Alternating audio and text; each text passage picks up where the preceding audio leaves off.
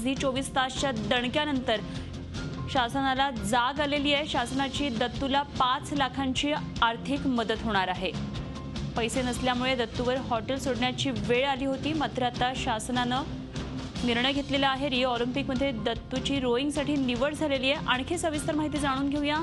आमचे प्रतिनिधी योगेश खरे सध्या आपल्या बरोबर आहेत। योगेश, झी 24 तासच्या दणक्यानंतर आता शासनाला जाग आली आणि आता 5 लाखांची मदत करण्याचा शासनानं निर्णय घेतलाय। काय नेमकी माहिती पोहोचतीये?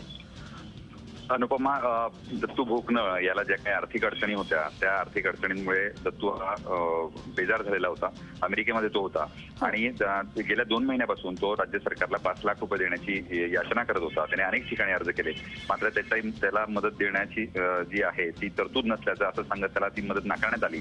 आज अखेर त्या दत्तूवर ऑलिम्पिकमध्ये खेळता येईल की नाही असं संकट उभं राहिल्यामुळे आपण संपूर्ण दत्तूची ही कहाणी दाखवली आणि सकाळपासून ही बातमी दाखवल्यानंतर आता सचिवांनी आज तातडीनं दत्तूला 5 लाख रुपयांची मदत देण्याचं आदेश काढलेले आहेत।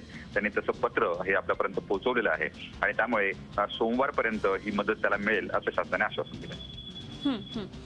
धन्यवाद योगेश, दिलेल्या सगळ्या सविस्तर माहितीविषयी। योगेश खरे आमचे प्रतिनिधी आपल्याबरोबर होते। तर शासनानं आता दत्तूला 5 लाखांची आर्थिक शासन आता मदत करणार आहे। पैसे नसल्यामुळे दत्तूवर हॉटेल सोडण्याची वेळ आली होती। रोईंगमध्ये त्याचं सिलेक्शन झालेलं आहे रिओ ऑलिम्पिकसाठी।